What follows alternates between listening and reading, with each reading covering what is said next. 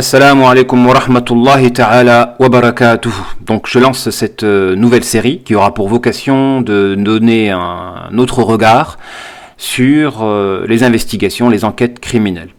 Parce que l'idée m'a traversé l'esprit lorsque je regardais certaines émissions relatives à des crimes, et je me disais qu'il y avait effectivement des constantes qui revenaient souvent et qui pouvaient nous permettre de comprendre l'événement à travers un autre angle.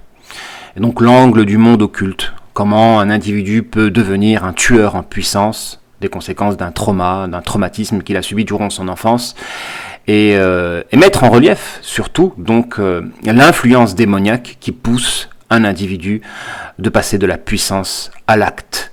Donc c'est vrai que malheureusement dans les enquêtes criminelles on fait abstraction de la dimension occulte et on dédouane un petit peu les démons qui sont derrière justement l'accomplissement de tous ces drames. Donc aujourd'hui, on va essayer d'analyser un profil particulier, celui de Sid Ahmed Rezala. La casquette pleine de sang est découverte près des places assises de la voiture 40. Le sang sur la casquette est a priori celui de Corinne Caillot. Il faut vite retrouver celui qui l'a porté. Il est peut-être encore dans le train. Les gens qui se trouvaient dans ce wagon ont signalé la présence d'un jeune individu qui était très très agité lors du voyage, qui était visiblement pas dans son état normal, on va dire ça comme ça, qui faisait des allers-retours, des allées-venues, qui fumait, vraisemblablement du hashish. Et coup de chance, les contrôleurs ont justement verbalisé ce jeune homme. Il voyageait sans billet, et pour éviter d'être débarqué du train, il a présenté au contrôleur sa carte d'identité. Sur le PV, les policiers découvrent son nom, Sid Rezala. Alors Sid Ahmed Rezala, c'est le fameux tueur des trains, donc un jeune de 20 ans d'origine algérienne, qui a été connu donc dans la fin des années 90 pour avoir commis 3 meurtres. Donc il n'y a pas eu de procès puisqu'il s'est suicidé dans sa cellule, mais il a tué donc 3 personnes selon ses aveux, donc écrits hors procès verbal. Et donc en fait il y a 3 meurtres de femmes qui se sont déroulés lors d'un trajet.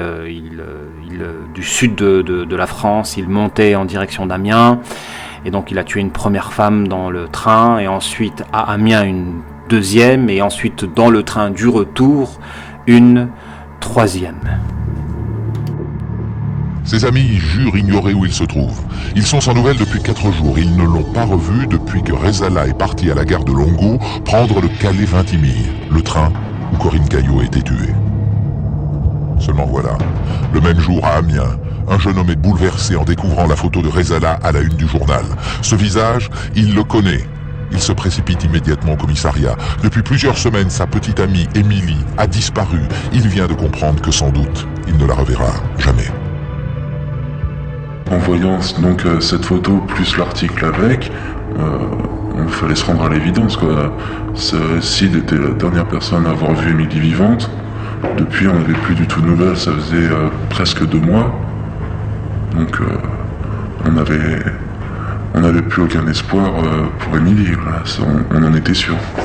Donc là, on va rentrer dans le côté singulier de l'analyse, pour apporter un autre regard à ce crime-là.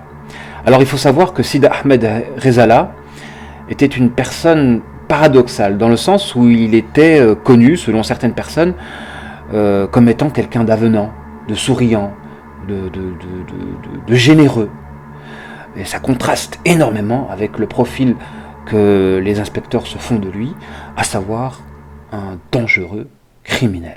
Et autant on a des témoignages de personnes à qui il a fait peur, qui se sont fait dérober des choses, et lesquelles il a été violent, autant on a des témoignages de personnes qui ont été enchantées et envoûtées par ce garçon, au sourire si gentil, si aimable, serviable, avec un contact facile. On dit qu'il était charmeur. Ouais. Avec son sourire. Il a toujours été comme ça. Depuis qu'il était petit, il a toujours été souriant avec tout le monde. Alors c'est clair qu'il fallait pas le chercher. Il réagissait de suite. C'était son seul problème, voilà, parce qu'il n'arrivait pas à se contrôler. Voilà, de suite, il agissait de suite. Avec lui, tout peut basculer très vite. Comme cette fois où, au buffet de la gare, il a sorti son couteau. Il est avec un ami et les gérants de la buvette sont gênés par son comportement parce qu'il perturbe la clientèle. Et donc il y a un vigile qui va lui demander gentiment de sortir. Et là il va devenir violent et tout de suite il va sortir un couteau et il lui porte un couteau au niveau de la gorge. Donc voilà, on est face à un individu bipolaire qui peut passer de la gentillesse à la méchanceté, voire à la criminalité. Donc il a un côté bipolaire et il a aussi un côté où il perd le contrôle de lui-même pour devenir quelqu'un de très violent. Et c'est vrai que ces caractéristiques-là nous font penser donc au profil bipolaire borderline, vraiment avec des limites rouges qui sont franchies, puisque là on est carrément dans la violence, et d'une violence incontrôlable. Donc c'est vrai que le côté borderline pour un homme est différent du borderline pour une femme, parce que l'agressivité d'une femme ça va être plus vocalement, tandis que l'homme, ça va être plus physiquement. Donc on est face à un individu qui porte en lui donc une souffrance tellement puissante qu'elle va se traduire dans une violence à chaque fois qu'il sera heurté dans sa sensibilité. Donc il faut creuser dans ce passé. Quel est ce passé qui l'a poussé justement à être ce qu'il est devenu ? Avant de vous quitter, dans les entretiens qu'il a eus avec vous, Sid Ahmed Rezala vous a confié un secret. J'ai envie de dire son secret le plus profond. Quelque chose qui avait marqué sa vie. Est-ce que vous pouvez nous dire de quoi il s'agit et comment il vous le raconte ? C'est le viol qu'il a subi à l'âge de 9 ans et qu'il... À Alger donc. À Alger, ouais, c'est ça, dans son quartier, par quelqu'un qui était proche de sa famille. Et son problème, en fait, il a subi ça, mais de surcroît, c'est qu'il n'a pas pu s'en plaindre, en fait. Il n'y a personne qui voulait l'écouter, personne ne pouvait l'écouter, même s'il soupçonne que des membres de sa famille étaient au courant. Et en fait, il reprochait à certains membres de sa famille d'avoir été au courant et de n'avoir pas agi contre le violeur ou le suspect, etc. Et donc c'est là pour lui, c'est une blessure profonde. Une blessure profonde, absolument. Ouais. Donc là, on a la cause initiale. La cause qui nous permet de comprendre pourquoi cet individu a été troublé dans la personnalité. Mais il y a beaucoup de gens qui ont été victimes aussi d'inceste ou de viol et qui pour autant ne sont pas devenus de potentiels criminels. Qu'est-ce qui fait la singularité de Sid Ahmed Rezala et qu'est-ce qui l'a poussé à devenir un tueur en acte ? Parce qu'on peut être un tueur en puissance, comme la plupart des psychopathes qui ont des idées horribles qui leur traversent l'esprit, sans pour autant passer de la puissance à l'acte. Mais qu'est-ce qui fait que ce Sid Ahmed Rezala est devenu un tueur en acte ? En réalité, la réponse se trouve dans le fait qu'il y a eu une reproduction de schémas. Il a été victime d'une injustice et il a cherché un innocent pour se venger en reproduisant un schéma.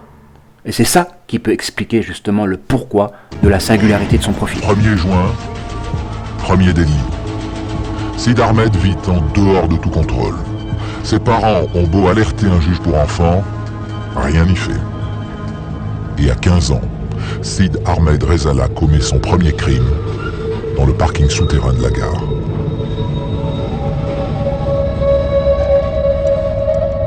Il est mis en cause par un jeune garçon pour l'avoir entraîné dans les sous-sols de la gare Saint-Charles et l'avoir sodomisé de force. Ce jeune qui est en rupture et qui vit dans un foyer, on aura parlé après à l'éducateur, aura déposé plainte, et donc c'est la première incarcération de Sid Ahmed Rezala.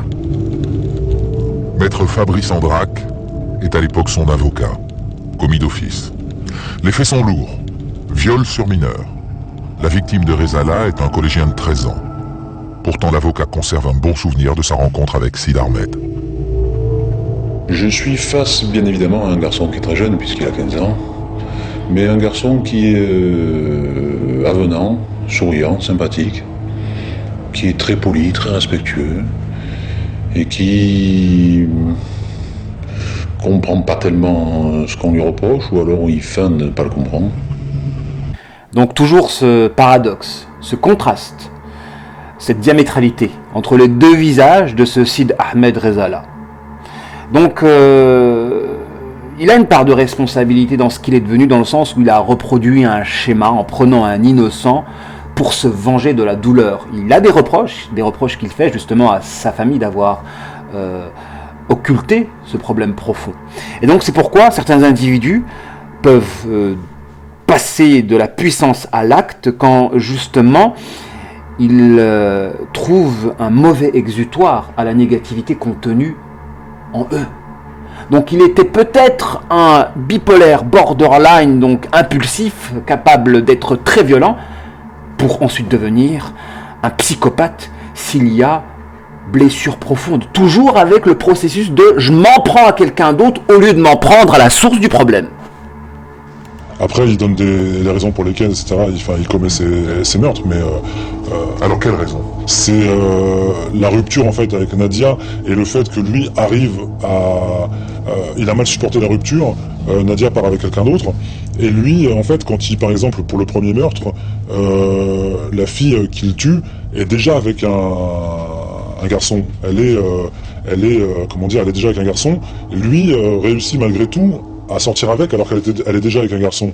Et lui dit qui revit en fait la situation qu'il a vécue avec Nadia, qu'en fait les filles sont pas fidèles et qu'il suffit d'être un beau parleur pour les embobiner et pour sortir avec et etc. Donc alors je sais pas quelle valeur on peut donner à son argument, mais en tout cas c'est la tentative d'explication ou une des raisons qui me donne pour ça. Donc là on a l'explication du passage de la puissance à l'acte, effectivement. Sid Ahmed Rezala est parti en prison et durant son incarcération, il a été lâché par sa femme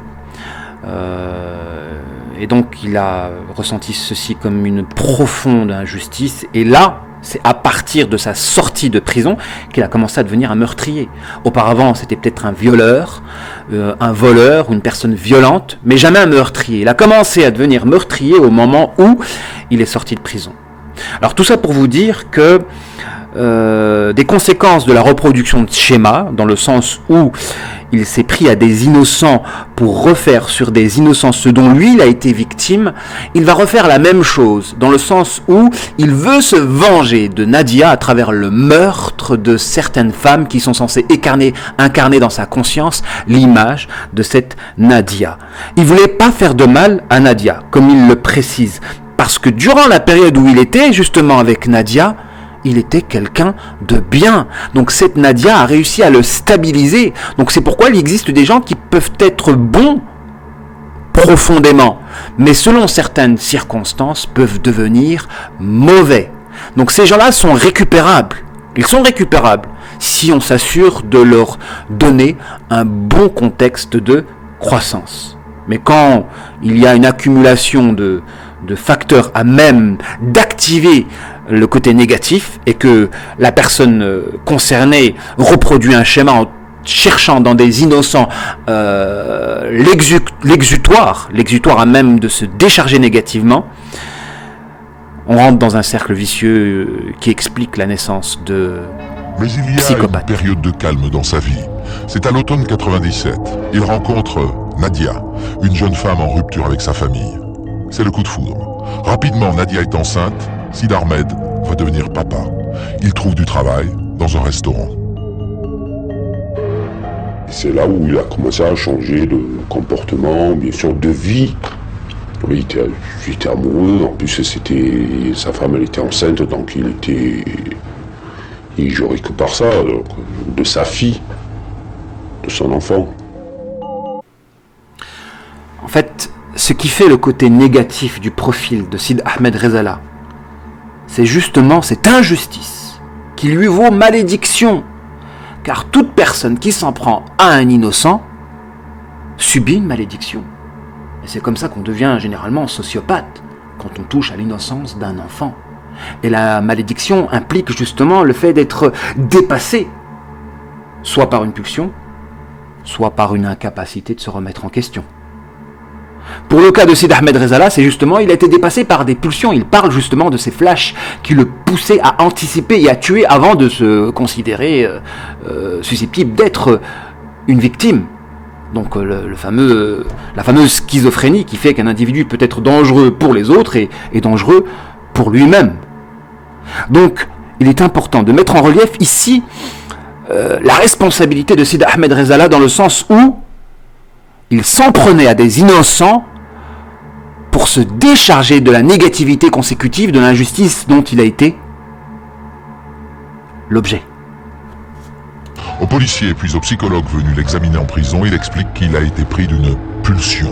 Il voulait faire souffrir ce garçon. Il dit qu'il a ressenti une haine, le besoin de faire du mal, le besoin de faire la honte sur la personne. Tout d'un coup, il s'est dit qu'il allait abuser de ce garçon, vraiment pour en abuser, même pas des questions d'être homosexuel, il n'a jamais été homosexuel. Michel Poinsart souligne surtout l'immaturité de Sidi Ahmed dans son rapport d'expertise. Il le voit inconséquent, nerveux, peu réfléchi. Selon l'expert, la personnalité de Rezala n'est pas encore définie, sa violence et sa cruauté sont celles de l'enfance. Il pouvait très bien échapper à cette violence, c'est pour ça que je disais de l'enfance. À partir d'un certain moment, ces déviances peuvent être récupérées entre les soignants et la famille, de façon à remettre le garçon sur le droit chemin. L'expert préconise une rééducation psychologique. Cette demande restera lettre morte. Pour le viol, Sidi Ahmed Rezala est condamné à 4 ans de prison, dont 18 mois fermes. Dans sa cellule, il craque. Il fait plusieurs crises d'épilepsie. Déjà, à l'époque, son avocat s'inquiète pour son avenir. Donc voilà, le problème de base, c'est que Sidi Ahmed Rezala n'a pas traité son problème en face. Et c'est ça le but justement d'une thérapie, c'est de pousser des individus qui ont été victimes d'injustice, de décoffrer leurs secrets. Car lorsque l'on garde un secret et que est contenue en nous une très grande négativité, Shaitan peut nous pousser à chercher des boucs émissaires. Et quand ce bouc émissaire-là est un innocent, ou bien un coupable selon notre conscience, selon notre appréciation, selon notre interprétation des choses, on peut se décharger sur lui avec la négativité, avec la même négativité de la scène où il a été une victime. La reproduction de schéma. C'est-à-dire au moment où il a été une victime, un démon est passé du bourreau sur lui. Mais malheureusement, il est redevenu bourreau en cherchant dans un innocent à refaire ce dont lui, il a été victime. On venait de France, exprès pour lui, il y avait ce côté un petit peu star ou starlette. Par contre, quand on allait au fond des choses, il n'y avait aucune fierté. Il y avait une inquiétude, il y avait une angoisse, il y avait des regrets, je pèse mes mots. Donc voilà, nous arrivons à la conclusion de cette analyse selon un autre regard. Et la moralité de ce récit, c'est qu'il existe des gens qui peuvent avoir un bon fond, au point de perturber les enquêteurs et les policiers, mais qui peuvent justement devenir de dangereux criminels, toujours selon un concours de circonstances. À savoir un traumatisme qui n'a pas été traité, un traumatisme durant l'enfance, et donc une reproduction de schéma qui rend justement l'individu responsable de sa décadence au niveau du profil, qui va le pousser justement à devenir un psychopathe en acte, à savoir la reproduction de schémas, de chercher dans des innocents à refaire ce dont lui il a été victime. Donc c'est quelqu'un qui ne traite pas le problème à la source. Des gens l'ont violé, et il a violé des innocents. Il a été trompé par une femme, abandonné par une femme, et il a essayé de se venger sur des femmes. Et c'est ça qui le rend principalement responsable. Mais c'est vrai que l'expert psychiatre dit qu'il aurait pu être récupérable, dans le sens où il a connu une période où il était bon père, avenant, gentil, séduisant. Donc il y a des gens qui peuvent être canalisés, si on se donne les moyens de leur donner un environnement à même d'étouffer leur négativité. À nous d'œuvrer à ce que la société où les circonstances ne poussent pas à activer le côté maléfique de certaines personnes qui ont connu une enfance difficile. Si vous êtes intéressé par ce reportage, cette analyse, et vous voulez que je poursuive dans cet élan, n'hésitez pas à me le faire remarquer en commentaire, Inch'Allah. Je suis en train de m'expérimenter à cette voie-là, je ne sais pas si ça va être instructif ou pas. Dans tous les cas, je vous souhaite de passer une bonne journée et à bientôt pour